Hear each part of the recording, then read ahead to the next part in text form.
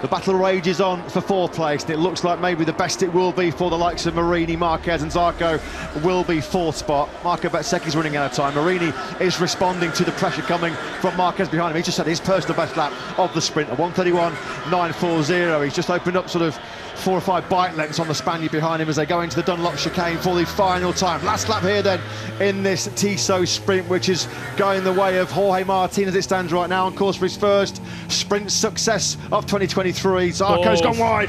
Zarco, well, twice the shoulder cam has jinxed the French boys, hasn't it? We jumped on board the shoulder cam with Fabio Quartararo.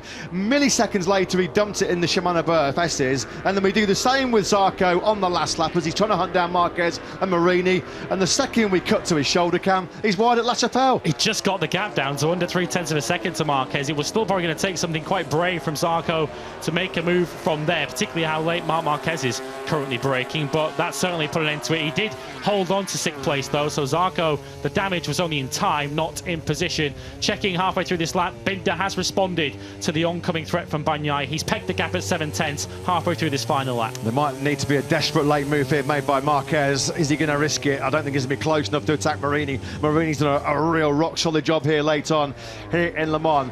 This is the battle for 4th place. Out of your picture though, Jorge Martin has been in cruise control. He bided his time behind Pecco Bagnaia, the poleman and world champion at the start of this sprint. But for the first time in 2023, for the first time in the sprint era, Jorge Martin wins here in Le Mans. The perfect way for him and Prima Pramac Ducati to kick off the 1000th Grand Prix race action. Martin takes it by just under 2 seconds. Dominant performance by him. Brad Binder, another stunning charge. 15th to 1st in Termas, 10th to 2nd here in Le Mans. More valuable points taken for Binder, and that does move him up 1 place in the World Championship. Bagnaia does regroup after a shaky start. He takes 3rd from pole. Marini, Marquez and Zarco do round out your top 6. Zarco then did gather it all back up after his mistake at La Chapelle to finish in the top 6. Points for Bezzecchi, Aleix Espargaro and Maverick Vinales. Yeah, another poor sprint for the Aprilias, you have to say, because they were battling each other early on in that sprint. 8th and 9th for them.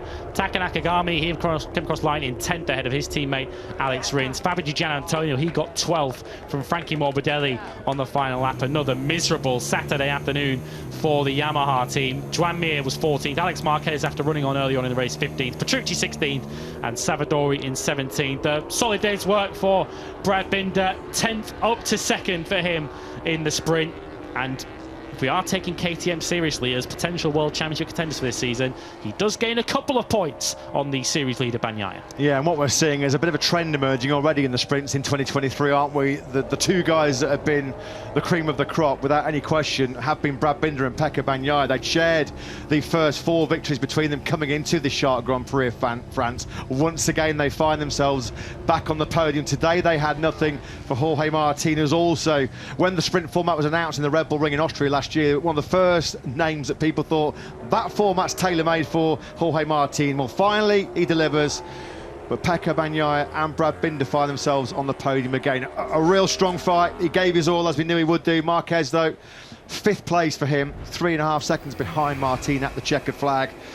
This was the move. Look at that. Well, we say when push comes to shove, and that was some pushing and some shoving, wasn't it, into the Dunlop chicane. Bagnaia, I think it's fair to say he's been Marquez there, hasn't he? He didn't like that, did he? But I'm afraid to say that's the way Marc Marquez rides. That's what he brings to the game. He will say, well, yeah, that was just hard racing. Marc Marquez will say, well, you did that to Jack Miller, mate, in Jerez, so what's the problem? And he was the one waving his hand at you 2 weeks ago.